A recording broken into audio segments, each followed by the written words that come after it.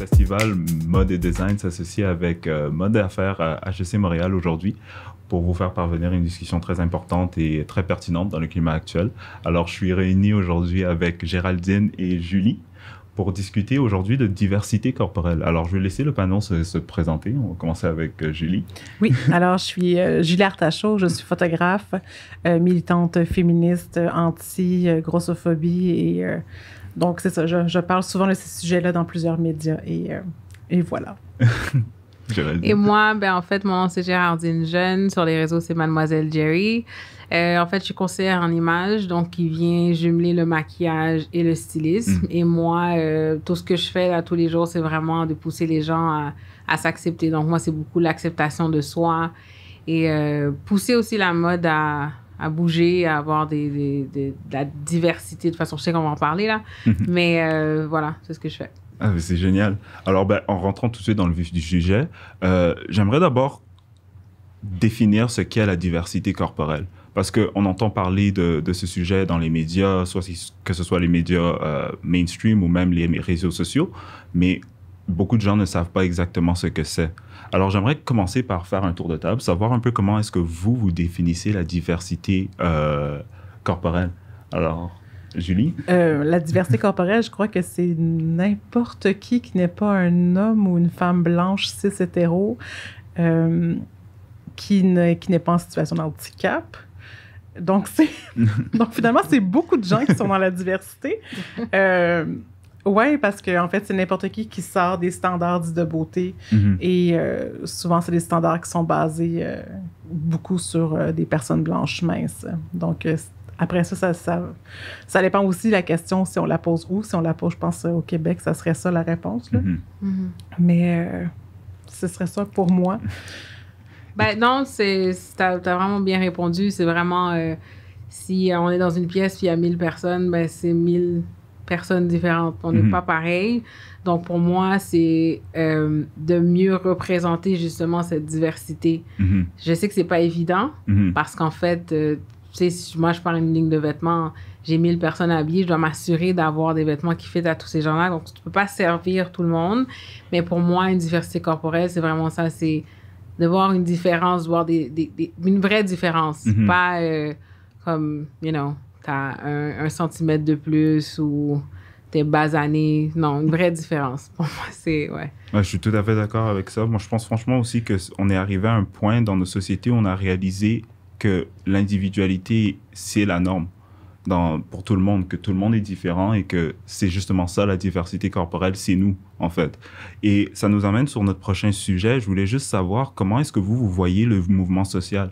Parce que dans les dernières années, on a vu vraiment une levée pour cette représentation. On demande vraiment que la population soit représentée, que ce soit dans nos médias, que ce soit sur nos catalogues d'habits ou dans les magazines.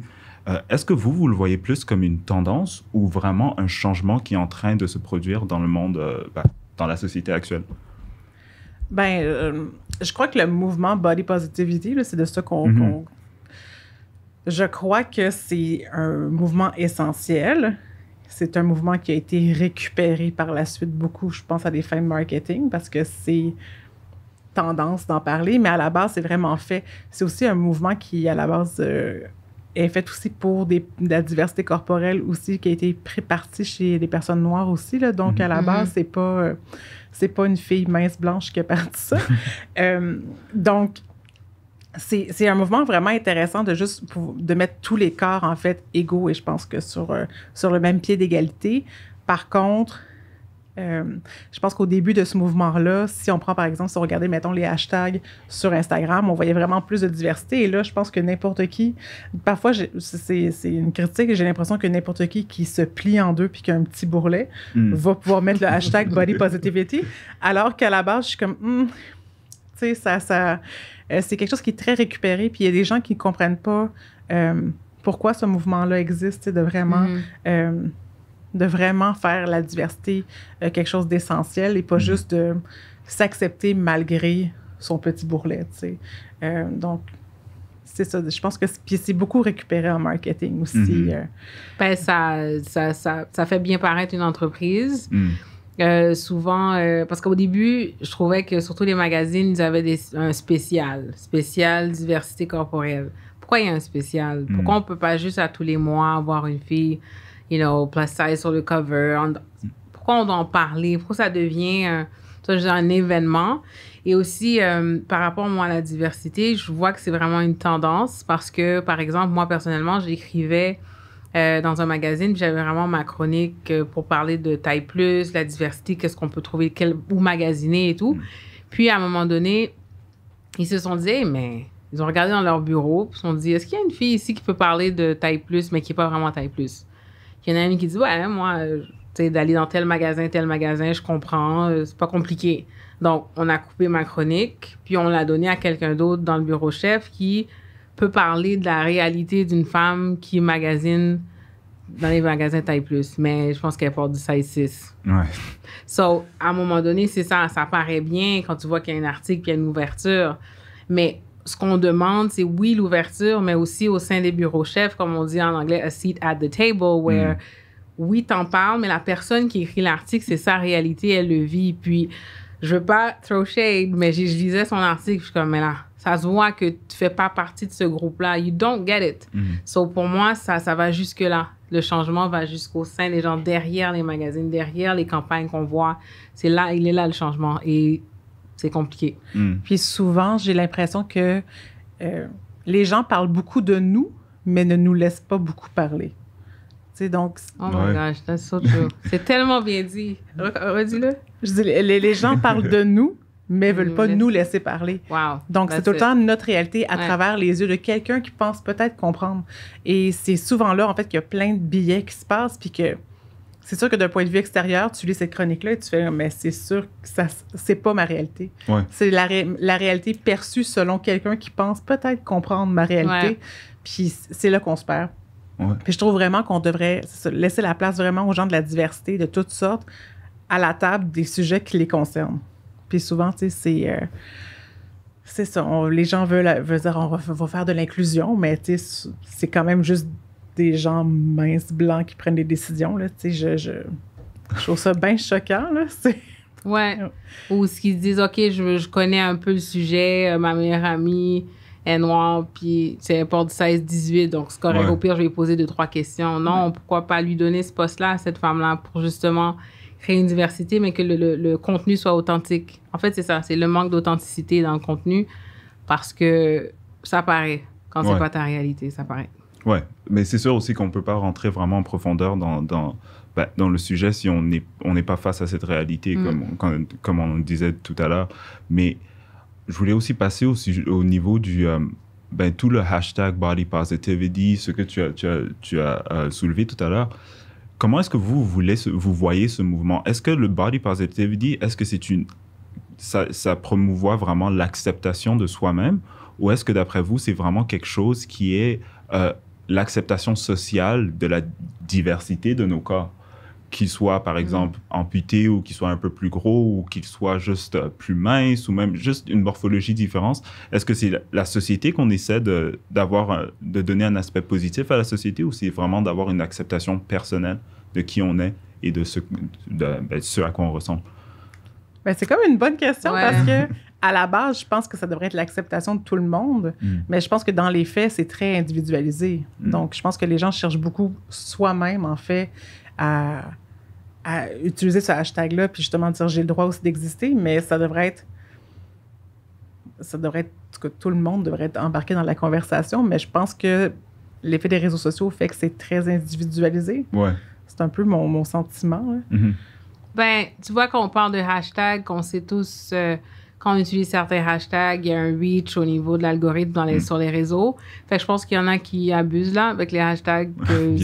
Quand je vais voir, si tu cliques Body Positivity, tu vas voir, tu te dis, mais là, again, c'est pas ta réalité, mais c'est correct. Comme tu disais, le petit bourrelet quand tu te plies, que là, tu dis, là, t'écris Body Positivity. Non, c'est pas ça. Mais en même temps... comme tu dis, c'est un travail qui se fait à l'individu. Chaque individu fait ce travail. Et à un moment donné, je trouve qu'il y a des gens qui succombent à la pression de, comme un peu se forcer à s'accepter. Parce qu'il y en a qui ne s'acceptent pas. Tu vois ce que je veux dire? Au niveau du poids ou de leur shape et tout, ils acceptent pas. Puis, sur les réseaux, ben, des fois, tu te fais attaquer si tu te sens pas bien dans ta peau. Tu vois, comme il y a plusieurs filles qui ont commencé leur compte, c'était curve, c'était plus, c'était vraiment, le nom était vraiment dans le handle sur les hashtags, sur Instagram. Et là, aujourd'hui, elles ont perdu 30, 40, 50 livres, mais ils ont gardé le curve. Il y en a qui ont complètement changé le nom parce qu'à un moment donné, tu te fais attaquer. Parce que si tu adhères à ce mouvement, t'as pas le droit de perdre du poids, t'as pas le droit parce que t'avais dit que tu t'acceptais. Mais ça veut pas dire que je m'accepte pas si je perds 20 livres. Tu vois ce que je veux dire? À un moment donné, je trouve que les choses se sont embrouillées. Il y avait une bonne intention, mais là, tout est embrouillé, je trouve. Puis je trouve que c'est un peu dur à suivre, moi, ce mouvement. C'est pour ça que j'en ai pas mis l'hashtag dans ce sens-là, parce que je me dis, je veux pas tomber dans tout ça, parce que même ça, je le comprends pas, ce mouvement-là. Oui, il est rendu tellement mélangé. Puis je pense que quand j'utilise des hashtags, moi, c'est plus fat positive, parce que je me dis, ça, c'est vraiment niché. Et il y a comme... Habituellement, c'est pour vraiment que tu aies le sentiment que tu peux décrire en tant que fat pour l'utiliser. Mais tu sais, souvent dans cette conversation, les gens... c'est important de souligner qu'il y a toujours des gens qui se disent « Oui, mais moi aussi, j'ai des complexes. Moi aussi, je réponds pas aux standards. » Je suis comme... Oui, les personnes grosses ont zéro le monopole des complexes, là, comme tout le monde. La société fait bien sa job. Tout le monde a des complexes. Mais il reste qu'il y a de la discrimination qui est vraiment... il y a la discrimination qui est faite pour les personnes grosses qui est vraiment très différente d'une fille de 150 livres qui se trouve grosse. C'est vraiment pas les mêmes enjeux. Puis c'est important de dissocier les choses. Tout le monde peut avoir des complexes, mais c'est pas tout le monde qui vit des discriminations. Puis c'est vraiment important de le reconnaître. Oui, cette différence-là, c'est vrai, par rapport à comment toi tu te sens quand tu te vois dans le miroir versus, tu sais, moi je peux bien me sentir, mais comment c'est perçu de tous les jours, les commentaires, les regards et tout, je comprends. C'est vrai. J'aimerais vous poser la question, pourquoi est-ce que lorsqu'on parle de la forme de nos corps, lorsqu'on parle de genre comment on est, pourquoi est-ce les gens se sentent dans le besoin de s'accepter? Pourquoi est-ce que, d'après vous, qu'est-ce qui leur pousse à dire que, OK, il faut que je m'accepte pour qui je suis et pas simplement juste vivre une vie normale ou simplement tu es accepté parce que tu es toi, quoi. Puis on est tous humains. Ouais, t'es là et je comprends. Ouais. Quel est le problème qui force les gens à vouloir se faire accepter vis-à-vis de leur corps? Ben, c'est juste que si je parle de ma réalité de personne grosse, c'est que la société entière me dit tu devrais pas t'accepter. Donc c'est sûr que fait que c'est sûr que moi ma réponse à ça c'est comme OK guys, je m'accepte ça. Ça va. Comme pensez à vous, moi ça va très bien, mais fait que c'est aussi une espèce de... C'est comme une réponse à, dans une société qui veut pas te voir nulle part puis qui te représente pas, t'as envie de dire, malgré tout ça, je me lève puis je fais comme je m'accepte et j'ai le droit d'exister puis je suis présent. Donc, j'ai l'impression que c'est une manière de pas se faire effacer complètement dans le décor. Hein, parce que si on se laissait faire, entre guillemets, si toutes les luttes contre la discrimination comme abandonnaient, je pense pas que la majorité ferait comme on va faire la diversité existe parce que tu as des gens qui se battent pour qu'elle soit là. Parce que je pense que si on laissait les choses faire, je suis pas sûre que ça se ferait, là. Malheureusement.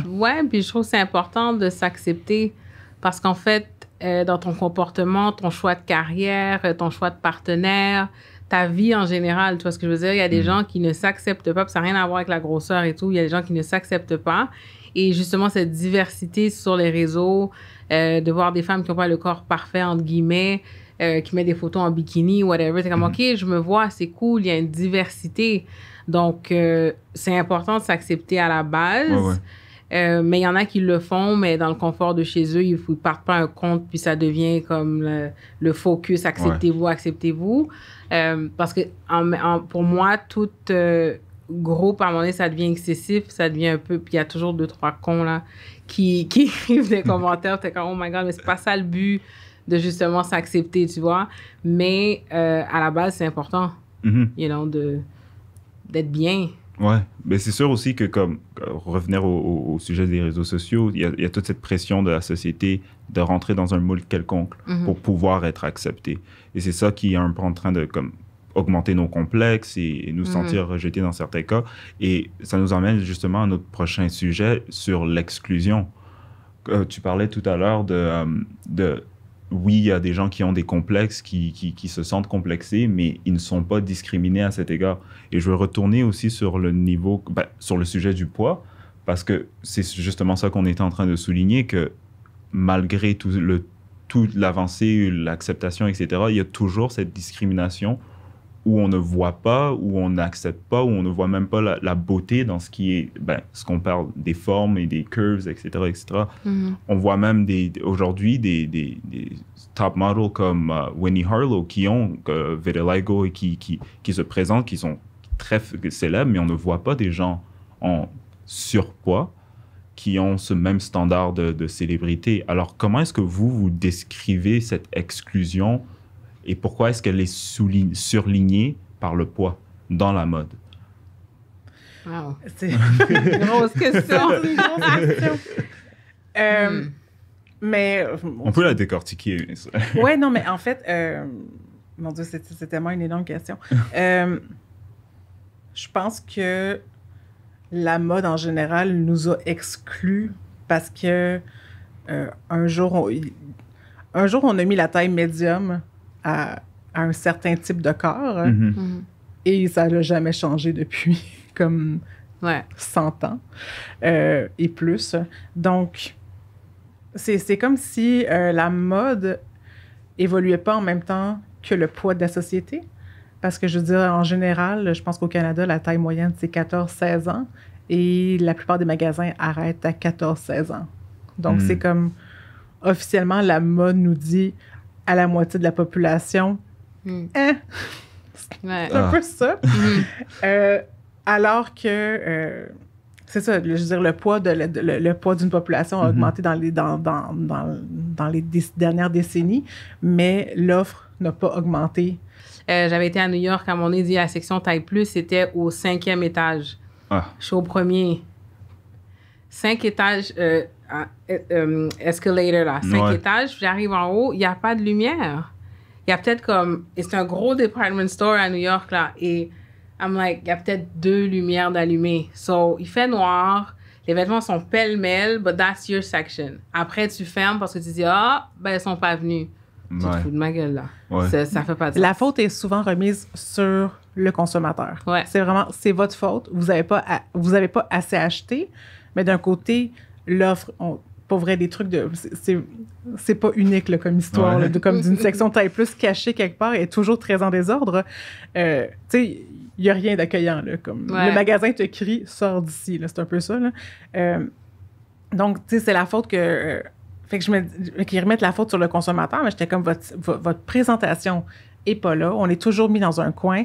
Le marketing est une blague comparativement aux plus grandes tailles. Puis après ça, je me dis, mais vous écoutez en plus même pas votre consommateur, tu sais.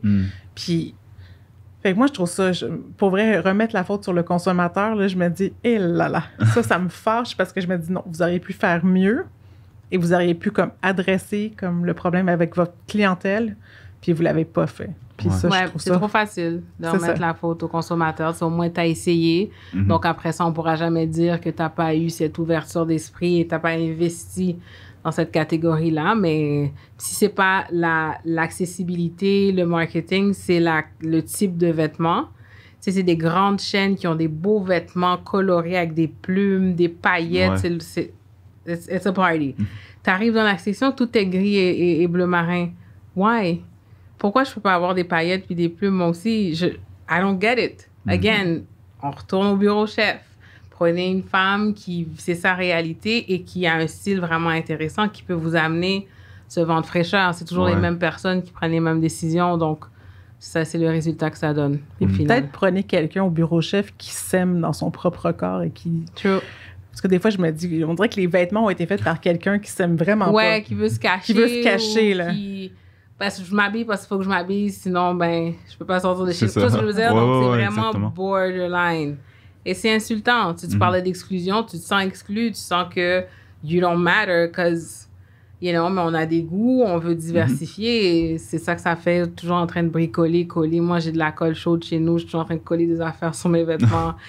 Hit and miss, des fois, ça marche pas, mais il faut toujours que je fabrique des choses parce que je trouve rien dans les magasins. Puis pendant que toi, tu colles, moi, je découpe mes chandails parce que je veux des crop tops. Parce que l'industrie veut pas me donner de crop top. Donc, je coupe des chandails. Après ça, chicanez-moi pas pour le gaspillage de vêtements, mais faites-moi un crop top et je vais rien couper. Ouais. Donc, tu sais, c'est ça, tu sais. Puis je pense que on voulait parler de la Bobette Quest, ouais, tu sais. Puis je pense que ça serait un bon... tu sais, j'ai fait un projet, la Bobette Quest, qui est dans le fond... c'est parce que j'ai vu des gens sur Instagram porter des vêtements 3X. Puis je les regardais, j'étais là, mais c'est impossible. C'est pas du 3X, ça me ferait pas. Et je me suis dit, je vais partir un projet où je vais essayer... Je me suis dit, je vais essayer toutes les bobettes 3X que je peux comme trouver sur mon chemin. Okay. Donc, j'en ai vraiment beaucoup testé. Puis, tu sais, ça a parti un gros projet, donc, tu sais, PayPal, parce que ça coûte très cher acheter énormément de bobettes. Puis, j'ai acheté plus de 20, je pense que j'ai environ 30 marques. J'en avais 15 québécoises, tu sais, je les ai testées. Puis, je me disais à quel point c'est difficile de juste trouver une bonne bobette.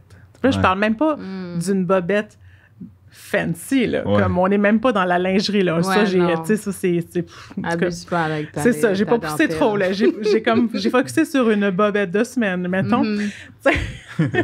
Puis, on a fait le test, puis j'ai... Parce que aussi, le 3X varie énormément. Là. Il y avait des différences entre les compagnies. Des fois, il y avait 12 pouces de différence. Là. 12 pouces, c'est beaucoup de tissu, là. Donc... c'est ça. Donc, j'ai testé les bobettes avec 2 autres filles qui font du 3X. On était 3 morphologies super différentes, puis on les a testées. Puis, tu sais, nos attentes n'étaient pas élevées, mais on les a même pas. Si les attentes étaient au milieu, là, comme j'ai réalisé qu'on est en radio, les attentes n'ont vraiment pas été atteintes. C'était vraiment décevant. Comment c'était confectionné, ça n'avait aucun sens. Je me dis, je comprends pas qui a créé ça, et c'est des bobettes. Je suis comme, on parle pas d'un pantalon. Là, la base de comme... c'est ça, c'est la base. Je veux dire, chaque matin, les gens, habituellement, se mettent une bobette. Donc, tu sais, il faut habituellement. On va pas shamer les gens qui le font pas. Mais, fait que c'était vraiment fascinant. Puis il y a des compagnies qu'on les mettait, les bobettes, puis tu sais, on les essayait live pour la première fois devant la caméra. Puis des fous rires, là. Mais des bobettes qui se pouvaient pas. Puis tu sais, ça restait du 3X. Ça restait du 3X, tu sais, mais je vais réutiliser les mots que j'ai utilisés sur le tournage, mais il y a une bobette, la seule chose que je pouvais dire, c'est comme c'est la bobette la plus conne que j'ai jamais vue de ma vie. J'étais là, ça ne fait aucun sens. Ça faisait aucun sens, c'était minuscule. Je comprends pas. Puis c'est ça, puis j'ai été chercher des réponses aussi chez certaines personnes compagnies qui faisaient ces bobettes-là en leur demandant comme, allez-vous améliorer votre offre, parce que ça fait aucun sens, tu sais. Puis, il y a aussi un truc que j'ai remarqué, c'est qu'il y a aussi des compagnies qui vendaient leurs bobettes plus 16 plus cher. Puis ça, dans un monde où déjà, tout nous coûte plus cher en plus 16, j'étais comme, la bobette, tu as décidé de la vendre 2 $ de plus. Au lieu de répartir ton 2 $ sur comme toutes les autres bobettes, tu sais, la bobette vaut 24 ou 26, tu aurais pu mettre tout le monde à 25. Mais tu as décidé que non, toi, tu vas le payer ton surplus de tissu. De tissu, ouais. Parce que c'est toujours un surplus de tissu. Parce que les XX mâles, clairement, eux, comme ils pourraient se révolter sur cet argument-là. Donc, tu sais, fait qu'il y a eu des différences de 2 $, mais j'ai aussi une compagnie qui avait une différence de 15 $, là, tu sais. 15 $. Je me dis, là, c'est un peu une blague. Puis, j'ai communiqué avec cette compagnie-là, puis finalement... très mauvaise communication. Et au final, la semaine passée, elle a annoncé que c'est fini pour moi, le taille plus. C'est trop compliqué. Ils n'en produisent plus. Ils n'en produisent plus parce qu'ils n'en vendent pas assez. Mais c'est ce que je me demandais aussi, c'est souvent sur les réseaux, c'est ça, c'est important, puis c'est le fun de faire ce genre de choses-là, parce que ça vient réveiller certaines personnes qui dormaient. Puis de voir, OK, oui, je fais des sous-vêtements 3X, mais est-ce que je peux avoir un petit peu plus... Tu sais, le taille basse, là, mais comme... boy short, mais vraiment bas, là, à peine s'il y a du tissu en avant, mais c'est parce que j'ai besoin de soutenir mon ventre, j'ai besoin de support.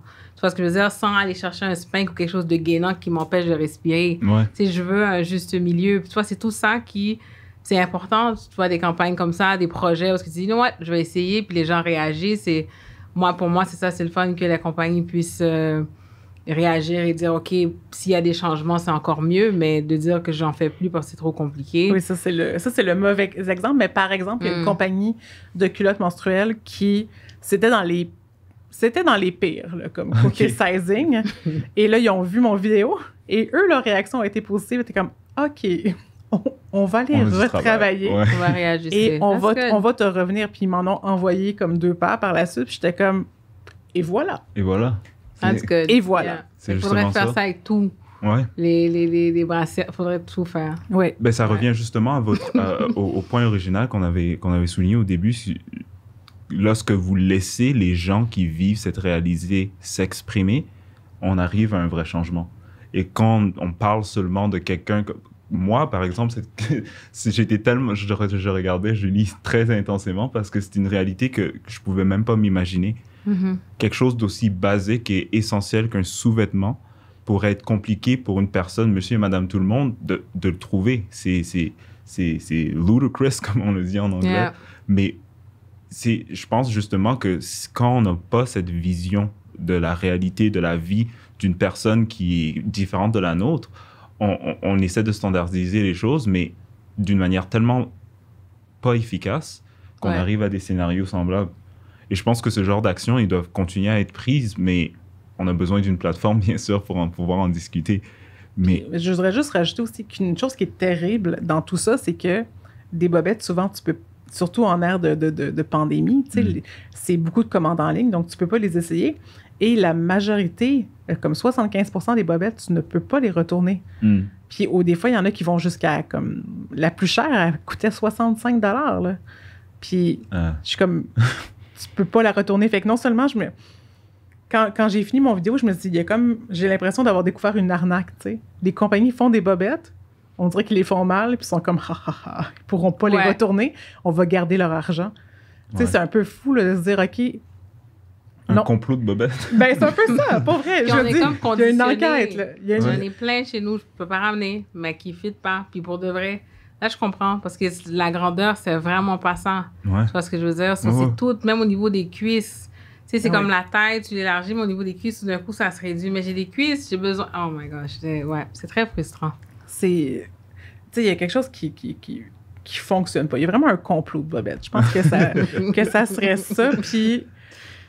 Oui, c'est très fâchant. Ben, ça englobe justement cette exclusion aussi dont nous parlions, juste comme, j'en reviens pas, de ne pas être capable de s'acheter des bobettes, mais c'est justement, je voulais emmener à notre prochain point. Pourquoi est-ce que vous pensez que cela est le cas? Pourquoi est-ce que, au niveau des entreprises, ou même, comme vous parlez des higher-up, des bureaux et tout, pourquoi est-ce que vous pensez qu'ils ne sont simplement pas capables de pouvoir produire pour une population qui existe? On le sait qu'ils existent. Comme tu le dis, il y a une grande partie de la population qui sont au-dessus du 16. Mais par contre, il n'y a pas cette adaptabilité de la part des marques. Est-ce que vous avez une idée de pourquoi est-ce que ça, c'est la réalité en 2021? Ben, je pense qu'il y a plusieurs raisons. Mais on peut les décortiquer. Mais je pense que dans les raisons...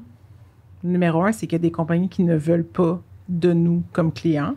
Je veux dire, pendant des années, là, c'est Abercrombie & Fitch qui comme s'obstinait à ne pas faire plus grand que large ou ex-large. Puis, tu sais, puis que la personne à la tête faisait juste avait des propos grossophobes pas possibles. Donc, ça, cette compagnie-là, c'était non, on ne veut pas faire ça. Finalement, ils ont tellement eu de pression qu'ils ont fini par agrandir un peu leur taille. Mais bon. Fait que je pense qu'il y a des compagnies ne sont pas intéressés à nous avoir comme clients. Pourquoi? C'est qu'il y a tellement de préjugés envers les personnes grosses que si les personnes grosses dans la société sont perçues comme des gens paresseux, pas prospères, qui réussissent pas, qui sont laids, qui sont pas en santé, pourquoi on voudrait s'associer à eux? Ouais.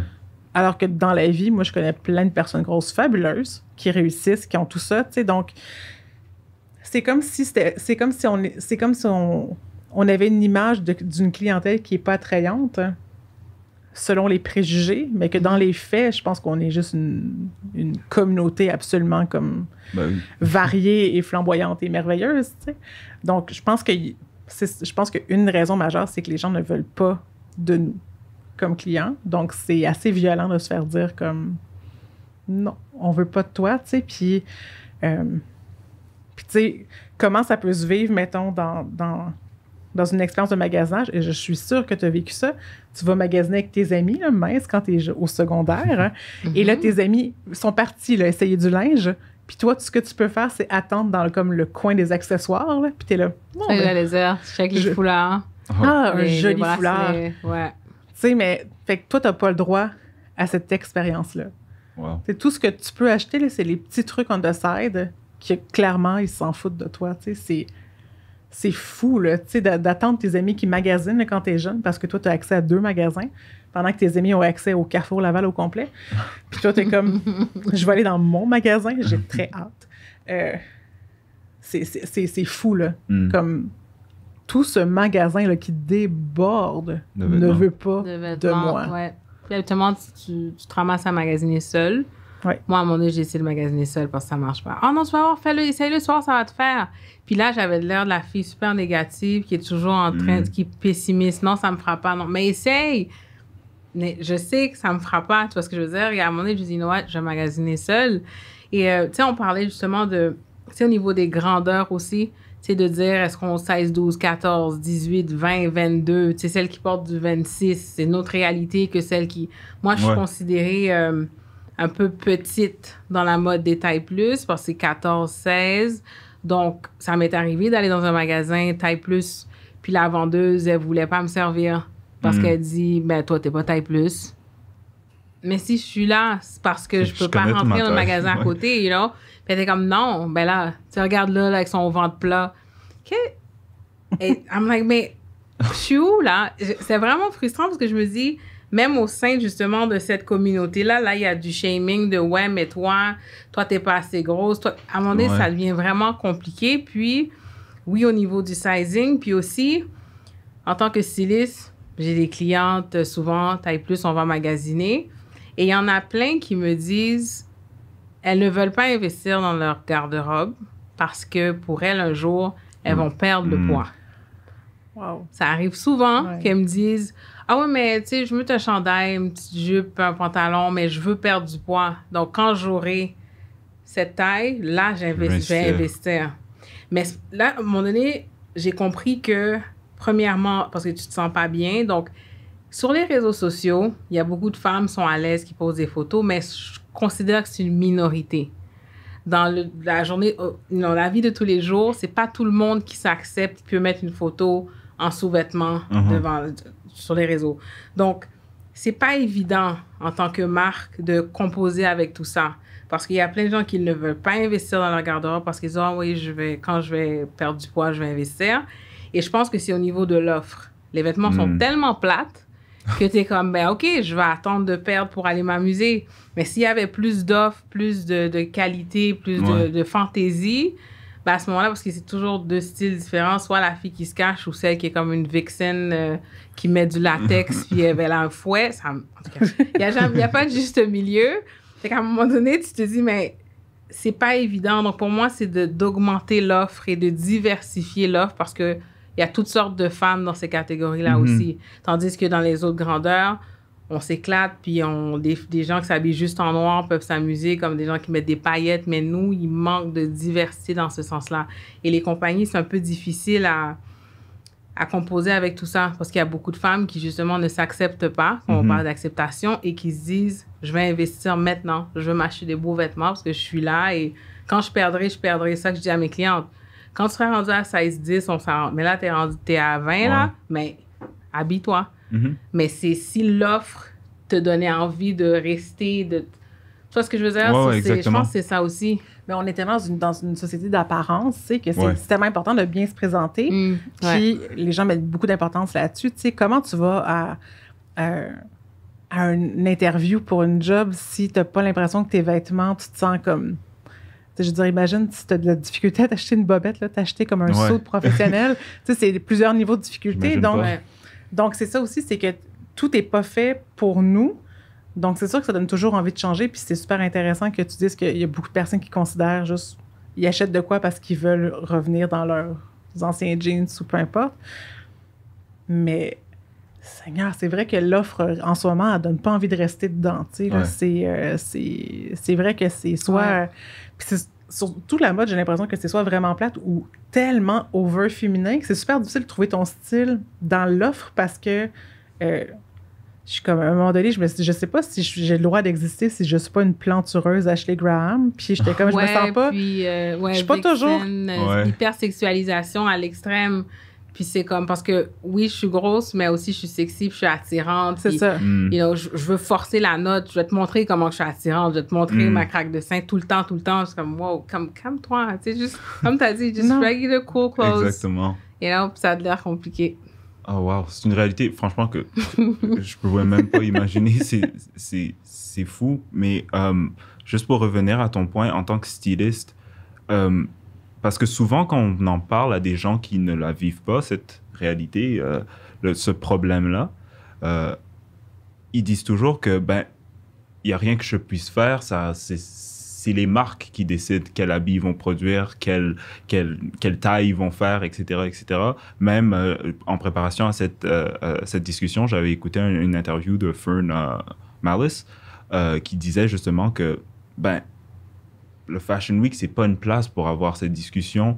Ça revient vraiment à la décision aux designers de mettre qui ils veulent sur le runway, la taille qu'ils préfèrent sur le runway. Est-ce que tu penses que ça, c'est une excuse valide ou est-ce que comme c'est simplement, encore une fois, la paresse de la part des producteurs de vêtements qui ne veulent simplement pas s'aventurer là-dedans ou qui ne cherchent même pas à avoir des consultants qui peuvent leur en parler? Je dirais sans juger. En fait, à un moment donné, j'étais frustrée, puis je commençais à insulter tout le monde, puis tout le monde c'était des cons. Mais à un moment donné, je me suis calmée, je me suis dit, OK, I don't want to be the angry black girl out there. Donc, je me suis dit, pour moi, j'accepte. Si tu veux te rendre à 16, 10, 12, c'est correct. Mais c'est d'encourager ceux qui font les efforts. C'est d'encourager la designer qui a commencé dans son sous-sol à faire des petits vêtements et tout, à s'habiller, à habiller sa famille et tout. C'est de, justement, qu'au niveau du gouvernement, donner des subventions à ces gens-là. Justement, tu veux pas faire des vêtements pour notre taille, c'est pas grave, mais supporte ceux qui le font. Et justement, encourage-les à grandir et pouvoir avoir une place dans l'industrie. D'accord. Mais je comprends ce que tu veux dire. Ils ont le choix. Parce que pour ça, il y avait la semaine de mode taille plus à Montréal. Il y a une édition, mais on est rendu là. Il faut qu'on ait une semaine de mode parce que c'est compliqué. Tu vois ce que je veux dire? Donc, moi, quand j'avais marché à la semaine de mode de Montréal. Puis, ce qui est bizarre, je le dis tout le temps, mais quand tu es sur la passerelle, tu entends les gens parler. Mais les gens ne pensent pas qu'on les entend. Donc, moi, quand je suis sortie, il y en a un qui est comme, mais qu'est-ce qu'elle fait là, elle? Elle est donc bien grosse. Puis moi, je dois marcher et faire comme si j'entends rien, and keep, you know, stay fierce. C'était vraiment dérangeant. And I was like, mais là, dans ma tête, je suis comme, I'm not that big. I don't get it, you know. Mais c'était le but du designer de mettre son pied et dire, écoute, toi, tu vas ouvrir le show. Pas juste à la fin où à un moment donné, on te voit dans un coin et tu ouvres le show for a statement. And people, oui, les designers, mais c'est aussi la clientèle qui n'est pas prête à ça. Il y a plein de femmes qui veulent rien savoir. Et donc, c'est celles qui décident, qui sont vraiment à la tête de beaucoup de différentes compagnies dans l'industrie, qui sont comme, nous, on veut rien savoir. Mais eux, ils ont des problèmes avec même leur poids elles-mêmes. Elles ne s'acceptent pas, puis c'est de la boulimie, puis elles se trouvent grosses, ils portent du taille 0. Mais c'est ces femmes-là qui, justement, vivent ces troubles-là, qui décident pour nous. Oh, d'accord. Il y a un problème, là. Ouais, définitivement. Mais est-ce que tu dirais aussi que c'est vous deux, est-ce que vous diriez que c'est quelque chose, c'est un aspect culturel? Parce que moi, quand je repense, moi, je suis d'origine africaine et je vois simplement, par exemple, juste le placard de ma mère. Elle a des tonnes et des tonnes et des tonnes d'habits qui sont faits pour elle. Bien sûr que là-bas, en Afrique, c'est sur mesure et tout. Mais il n'y a pas de discrimination vis-à-vis de ça. Quand elle va chez un couturier, elle lui met le pagne sur la table et il lui dit, c'est le modèle que je veux, c'est ça. Tu peux t'inspirer à fonction de ça et produire. Mais est-ce que vous pensez que c'est vraiment un contexte culturel nord-américain qui refuse vraiment, ou même juste western, qui refuse justement d'avoir cette acceptation et de réaliser que, hey, ça reste des gens, là, c'est la norme. Il y a des gens qui sont plus gros, plus fins, plus grands, plus petits. C'est comme ça que c'est. Ouais, je pense que la culture dominante, c'est la culture européenne. Donc, c'est sûr que tout ce qui sort de ça, ça devient hors norme super facilement. Puis c'est vrai que quand tu vois, je veux dire, pour voir, je veux dire, moi, tu vois des gens des communautés noires qui ont comme plein de vêtements que je suis comme, j'ai aucune idée. Je sais pas si je voudrais ça, j'ai aucune idée où j'irais parce que c'est pas ma communauté. Mais en même temps, je me dis, il y a une variété qui existe. Donc, il y a une variété qui est possible. Exactement. Tu sais, donc, c'est aussi ça. Je me dis, il y a des gens... Souvent, j'ai critiqué beaucoup de petites compagnies à travers ma Bobette Quest, puis les gens, c'est comme, mais là, tu critiques vraiment les petites compagnies. Puis j'étais comme, mais je vais vous critiquer parce qu'il y a des petites compagnies qui le font et qui le font bien. Ouais. Donc, je sais que ça se peut, tu sais. On peut faire... je sais que ça se peut avoir un patron puis faire des robes plus grandes. Je sais que ça se peut avoir une bobette qui est vraiment faite comme pour du vrai 3X, tu sais. Donc, ça se peut. Puis j'ai l'impression qu'on nous demande tellement de se contenter et de ne pas critiquer. C'est comme ma métaphore de tout ça, c'est un peu... Je vais un peu m'échapper pour revenir, mais ma métaphore, c'est comme si j'allais au restaurant avec des amis. Puis c'est comme... Eux, ils peuvent regarder tout le menu, puis moi, c'est comme, non, mais toi, t'as juste la petite page à la fin, t'as comme 4 choix. Puis là, tu fais comme, OK, mais pourquoi je peux pas avoir tout le menu? Puis là, les gens sont comme, ben là, on choisit de te nourrir, considère-toi chanceuse. Déjà. Fait que, tu sais, mange, puis pose-toi pas de questions. Fait que, tu sais, c'est un peu ça, c'est... C'est terrible. Comme, tu poses des questions, tu critiques, t'essaies d'avoir comme la même chose que le reste des gens, puis quand tu chiales, là, t'es vraiment comme chialeuse, puis... je veux dire, clairement, c'est pas super le fun de se faire dire comme que t'es juste frustré tout le temps. Mais je suis comme, mais pourquoi je me contenterais de comme 4 plats sur un menu? Je veux dire, pourquoi je me contenterais? Ça me fâche tellement. Puis là, c'est comme, voyons. Je veux dire, ça se peut pas. Si le contexte de restaurant se peut pas, le contexte de la mode devrait pas se pouvoir. Mais pourtant, c'est ça, tu sais. Puis il y a tellement... Tantôt, tu as parlé de... Moi, j'encourage avec ma... Je reviens à ma Bobette Quest, mais j'ai nommé les compagnies qui faisaient du X-Mall jusqu'à du 3X, 4X, tu sais. Je veux dire, il y a des compagnies qui offrent vraiment une grande inclusivité. Puis ces compagnies-là, s'il vous plaît, encouragez-les. Tu sais, parce qu'il y a des gens qui peuvent s'habiller dans une même compagnie que moi. Puis c'est vraiment cool, tu sais, mais il faut les nommer, il faut les encourager. Mais tu sais... Ouais. C'est ça. Ben, elles sont pas nombreuses, mettons. Là. C'est terrible que cette métaphore soit vraie dans la réalité qu'on vit actuellement en 2021. Je voulais aussi revenir sur un point que je pense qu'on a un peu skip, mais vous parlez justement de la disparité. Soit il y a la fille qui veut se faire effacer, ou il y a vraiment in your face, I'm a woman even with my curves. Je voulais vraiment revenir sur l'aspect de la représentation, l'essentialité de ce que c'est de se sentir représenté et la différence que ça peut apporter de voir cette représentation. Je sais justement que c'est pas un rapport avec le poids ou la diversité un peu avec la diversité corporelle, mais après les événements de 2020 avec Black Lives Matter, juste à la télé, je voyais plein de... je suis un peu passionné, je suis désolé, mais je voyais plein de publicités où on mettait des familles noires, des familles mixtes, des familles interraciales, lesbiennes, homosexuelles, comme dans toute la communauté LGBT. Mais la représentation, encore une fois, pour l'embonpoint, elle n'est pas proportionnelle. Alors, comment est-ce que c'est essentiel pour votre communauté de se sentir représenté, de se voir représenté, que ce soit sur les réseaux sociaux ou juste dans les médias normaux? Je vais juste dire que il y a tellement... la publicité a beaucoup rapport avec la mode, donc il y a tellement peu de vêtements accessibles pour des personnes taille plus que les gens en publicité, s'ils veulent faire la publicité d'une famille qui mange un spaghetti, ils vont pas aller chercher du taille plus. Ça va tellement être compliqué pour la styliste d'aller trouver du linge, tu sais. Ouais. Donc, ça aussi, c'est comme, on voudrait avoir une famille tout habillée de blanc. Mais ça se peut qu'il n'y ait rien en 3X tout habillé de blanc pour avoir une comédienne qui porte du 3X, tu sais. Donc, il y a ça aussi, c'est... Tu sais, la publicité... Moi, j'ai beaucoup parlé de... En tout cas, j'ai fait des formations sur comment parler des castings, mais je me dis, là, quand vous faites des appels de casting, là, dites c'est quoi la taille des vêtements maximum que vous voulez, tu sais. Puis souvent, ça dépasse pas large, tu sais. Mais parce que le reste, c'est compliqué. Tu sais, donc, puis pour faire un autre parallèle, tu sais, dans les magazines de mode, souvent aussi, tu sais, je pense qu'ils voudraient des fois avoir des gens comme de diverses tailles. Mais je veux dire, c'est facile de trouver du Chanel, là, mais tu sais, trouver un équivalent de Chanel en taille plus, là, comme 3X.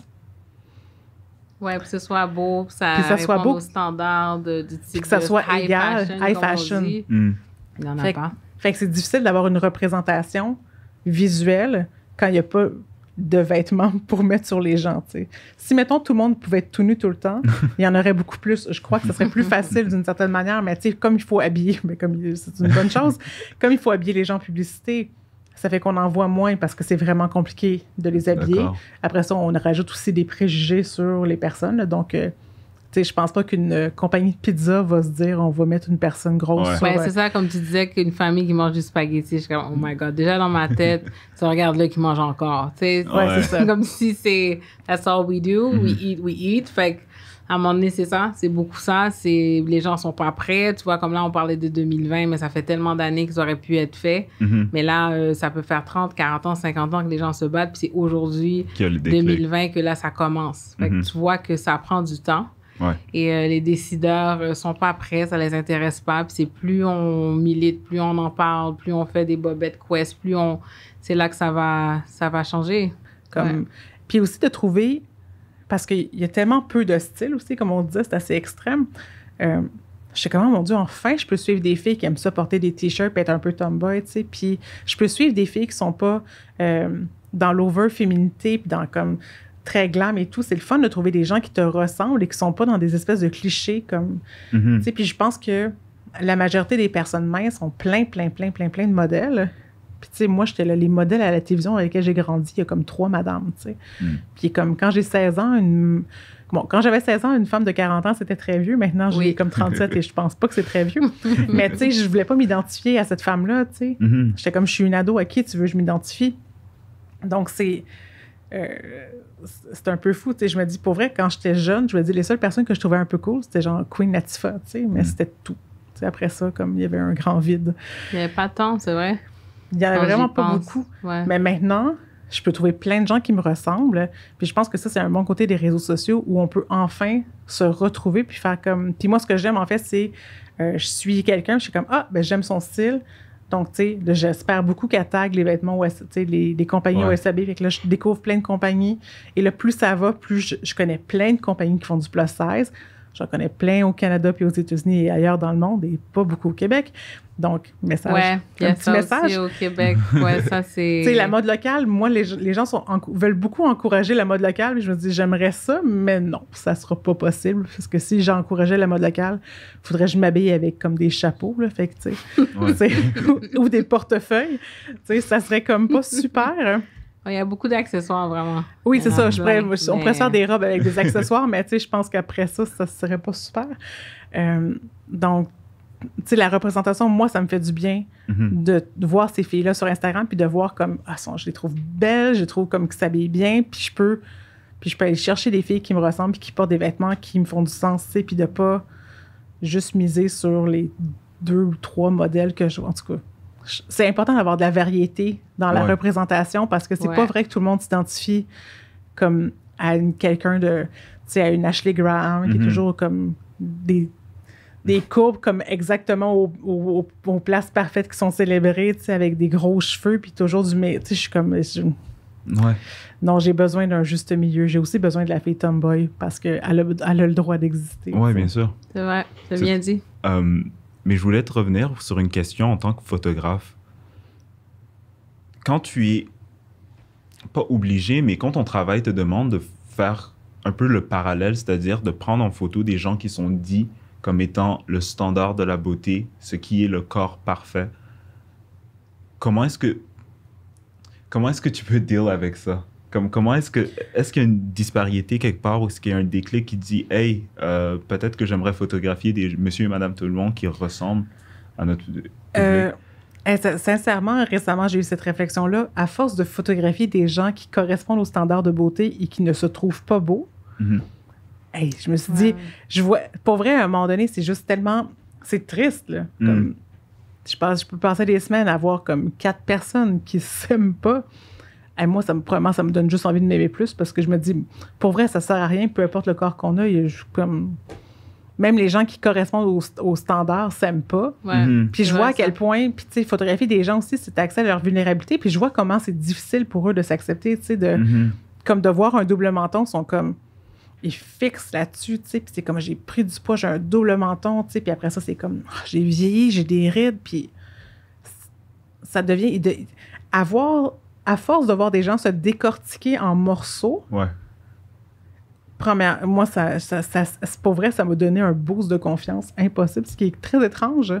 Mais je suis comme... Je suis d'accord avec toi. Comme j'en parle pas, mais secrètement, des fois, quand je fais des contrats, je dis, oh my God, la personne a tellement de complexes, c'est tellement compliqué. Puis moi, j'ai vu les vêtements, je suis comme, oh my God, elle est chanceuse parce que regarde qu'est-ce qu'elle va porter, puis moi, je peux pas le porter. Puis arrivé là-bas, elle est complètement à l'envers parce qu'elle a tellement de complexes. Et je me dis, non, ouais, ça va quand même. Life is good. Là, tu vois, ça se passe. Puis tu vois, Julie, je posais une question. Tu sais, on parlait, j'ai entendu, quand tu prends des photos avec quelqu'un taille plus, j'avais parlé avec un photographe, puis il m'avait dit que lui, ça l'intéressait pas. Parce qu'il disait qu'au niveau du jeu de lumière et tout, ça prend une expertise pour photographier des gens de certaines tailles. Est-ce que c'est vrai? Pour vrai, si tu es un photographe qui n'est pas capable de photographier des personnes grosses aussi bien qu'une personne mince, je te demanderais de réviser ton métier. OK. Si ça t'intéresse pas, ça, c'est autre chose. Mais j'ai une théorie sur le sujet. Et je ne dis pas avoir raison, mais je vais quand même vous la donner, c'est que en photographie, je trouve qu'il y a beaucoup un rapport de désir et de séduction qui peut s'installer. Puis moi, quand je regarde des fois des photographes hommes qui photographient des filles qui sont moins jolies, entre parenthèses, des fois, je le sens. Je suis comme, ça paraît que ton désir pour cette personne-là n'est pas comme le même qu'une autre personne. Et comment tu la photographies, ça paraît. Puis moi, quand je fais des photos, puis je pense pas avoir aucun mérite, mais je fonctionne pas comme ça. Je suis pas comme la personne, je la trouve vraiment hot, tu sais. Souvent, je finis par faire ça parce que je trouve tout le monde un peu beau, puis genre, je suis comme bien expressive. Mais peu importe que la personne... En fait, c'est que... C'est comme si les gens mélangent belle et désirable, puis des fois, j'ai l'impression que les gens travaillent plus avec leur désir qu'avec la beauté. Je suis comme, c'est pas la bonne chose à faire. Je comprends. Je veux dire, pour avoir... Tu sais, il y a des gens qui sont venus sur mes sets en me disant, j'ai déjà fait une séance photo, puis le photographe m'a dit, je sais pas comment photographier quelqu'un comme toi. Puis j'étais comme, mais de quoi il parle, tu sais? J'étais comme, c'est sûr que si tu prends une personne dite ordinaire, vs une mannequin peut faire des trucs avec son corps que ses proportions lui permettent. Mais il y a souvent aussi cette conversation-là qu'on parlait de diversité au niveau des peaux noires, les peaux foncées, le jeu de lumière est différent. Donc, il y a plein de photographes qui sont comme, you know what, c'est compliqué. Donc, ça revient à, ça m'intéresse pas. Ça m'attire pas, donc ça ne m'intéresse pas. Il y en a qui veulent vraiment travailler là-dessus parce qu'on dit souvent, même en tant que maquilleuse, quand tu prends des cours, on reste pas longtemps sur les peaux noires, comment maquiller les peaux noires. On parlait de photographie, on parle pas vraiment de le jeu de lumière. Quand tu as une femme qui a vraiment une peau foncée, qu'est-ce que tu fais? Donc, il faut que tu ailles prendre l'information ailleurs, il faut que tu travailles, il faut que tu essaies, il faut que tu travailles ton craft parce qu'au niveau quand tu prends des cours, on n'en parle pas. D'accord. Donc, ça revient aussi de... Faut pas être paresseux. Faut pas être paresseux. La paresse est un vice... pas super, des fois. Puis pour quelqu'un qui, justement, fait partie d'un groupe exclu, on doit travailler encore plus fort au niveau de, OK, s'assurer que ça tombe bien les vêtements, qu'on trouve des beaux vêtements, qu'on fabrique des vêtements, qu'on coupe des chandails. Faut toujours bricoler des choses parce que si tu restes paresseuse, ben, tu n'auras pas l'information, tu n'auras pas l'expertise, tu n'auras pas les vêtements qui t'intéressent. Donc, il faut constamment. Puis il y a des jours, moi, je suis tannée, j'ai envie de pouvoir aller dans un magasin, aller me chercher une robe parce que j'ai une soirée, pas toujours être en train de coller des paillettes avec de la colle chaude. J'aimerais ça, mais des fois, ça me tente pas. Puis mes amis plus minces me disent, mais là, t'exagères, tu trouves toujours des beaux... Mais est-ce que tu comprends à quel point que c'est... Ton cerveau, il travaille... Des fois, je dors pas, je pense à qu'est-ce que je vais bricoler ou fabriquer dans ma garde-robe. Puis, j'aimerais pouvoir être, pas être angoissée par ce genre de choses-là, mais on s'habitue. Malheureusement, on est habitué à ça. De se sentir exclu, on vit avec. Est-ce que tu penses qu'il y a une solution, peut-être à travers l'intermédiaire des vêtements, pour pouvoir remédier à ce problème-là, pour pouvoir permettre que dans le futur, non seulement, bien sûr, on a parlé de la question de l'offre, mais que ce ne soit pas comme un fait accompli ou un statu quo où les gens acceptent le fait qu'ils doivent travailler plus fort simplement pour s'habiller? Ben, en fait... on n'a pas le choix d'accepter parce que si jamais tu décides que moi, j'accepte pas, tu fais quoi? Tu vois?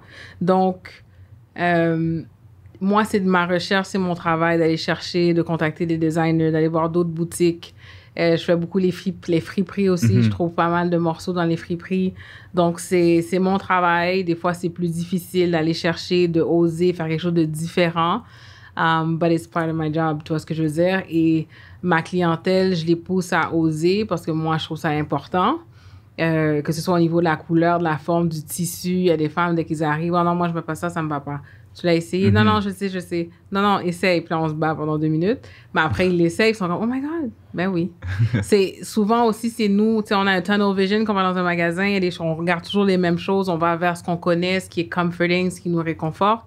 Donc, moi, c'est toujours d'amener les clientes à oser.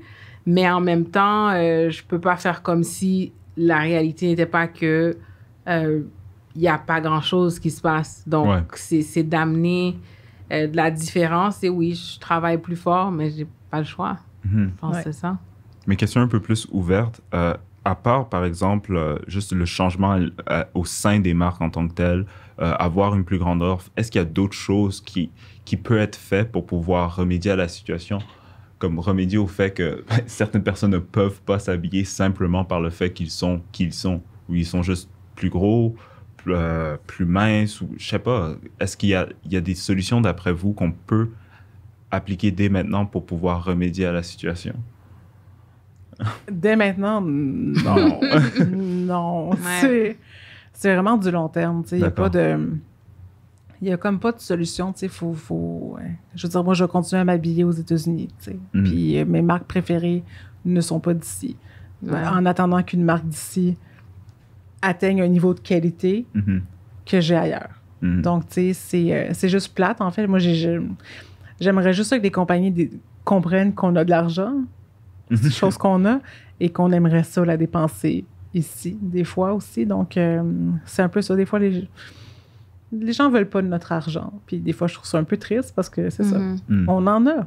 Comme, tu sais, je me sens toujours un peu comme dans Pretty Woman où elle fait comme, elle se prend avec des sacs et elle est comme, big mistake. Tu sais, comme, vous avez pas voulu me servir, big mistake parce que j'aurais dépensé en maudit.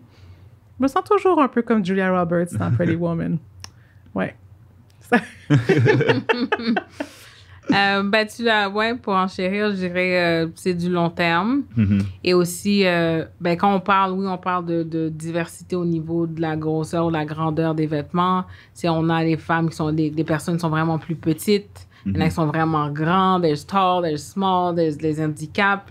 You know, I mean, le groupe est très large au niveau de la diversité. Puis je dirais que à part pousser et encourager les entreprises, comme je te dis, puis c'est pas à nous, il y a les réseaux sociaux, on fait ce qu'on fait, mais le gouvernement aussi devrait investir là-dedans.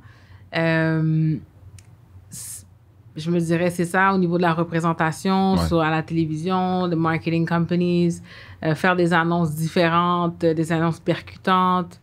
Je suis sûre que, si quelqu'un m'entend, je veux partir à une agence de marketing, faire des publicités vraiment cool, différentes, qu'on n'a jamais vues. Je pense que c'est là. C'est au niveau des décideurs, des designers, des photographes, des mannequins, des influenceurs. C'est vraiment nous qui devons continuer. Parce que même s'il y a des moments où je suis fatiguée puis je n'ai pas envie de poster ce que j'ai mis hier pour inspirer l'autre parce que je suis fatiguée, mais il faut continuer parce que ça impacte. Notre travail fait que ça impacte les gens et il y a une différence. Puis comme on parle de Bobette, on retourne à ça, mais c'est fabuleux de savoir qu'il y a des gens qui ont réagi. Puis même la compagnie qui a décidé d'arrêter, c'est ça. C'est ça. Au moins, elle va arrêter de vendre.